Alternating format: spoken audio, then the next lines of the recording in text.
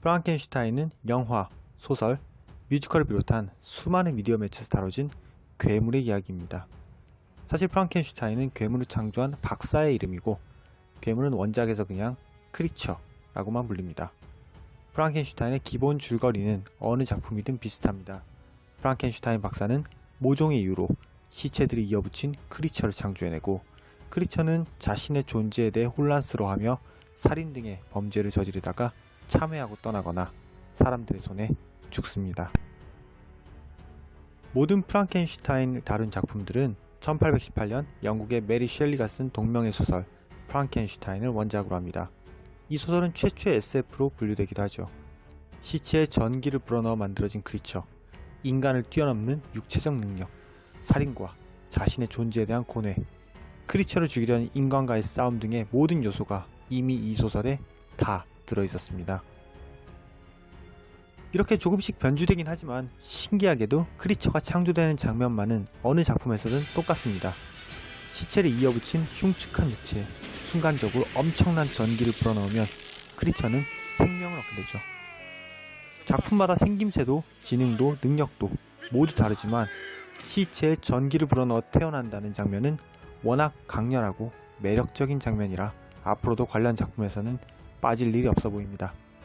그런데 왜 하필 시체에 불어넣는 것이 전기여야만 했을까요? 여기서 우리는 1818년이라는 시대에 주목할 필요가 있습니다.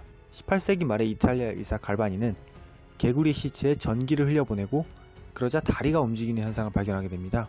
이 현상에 자기의 이름을 따서 갈바니즘이라는 이름을 붙이죠. 갈바니즘의 주된 논리는 생명의 원천이 전기와 관련된다는 것입니다.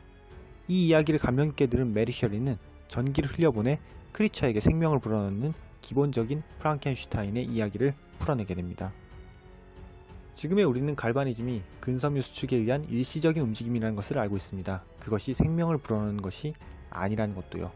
물론 현대에 와서 심장 제세동기까지 가면서 갈바니즘이 재평가를 받긴 했습니다만 당시로서는 얼마 지나지 않아 거짓임이 밝혀졌습니다. 이런 이론이 거짓이라는 것을 밝히면서 근대 과학이 태동하게 됩니다. 갈바니즘이 완전하지 않다는 것을 어떻게 밝혀냈을까요? 이거 내가 해봤는데 안 되더라 라는 의견이 많아지면 거짓이 됩니다. 그리고 안 된다고 하기 위해선 일단 실험을 거쳐야 합니다. 그리고 그 실험을 기록으로 남겨서 규칙을 찾아야 합니다.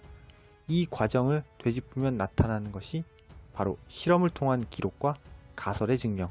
네, 그렇습니다. 이것이 바로 과학의 기본 이론입니다. 그리고 과학이 발전되면서 실험은 점점 정교해지고 실험실도 발달하게 됩니다. 19세기 이전까지 실험이라고 하면 가장 먼저 떠올린 것은 연금술이었습니다. 철과 같이 흔한 금속을 금으로 바꾸기 위한 기술인 연금술은 사실 과학보다는 마술의 영역에 더 가까웠습니다. 하지만 이 마술은 얼마나 매력적이었던지 인류 역사상 가장 위대한 과학자인 뉴턴도 과학보다는 연금술에 더 많은 시간과 노력을 쏟았습니다. 하지만 19세기에 들어서 기도를 하는 마술의 시대는 가고 이론을 바탕으로 한 과학의 시대가 열리게 됩니다. 이렇게 빠르게 발전하는 과학을 사람들은 두려움과 경외를 함께 담아 보게 됩니다.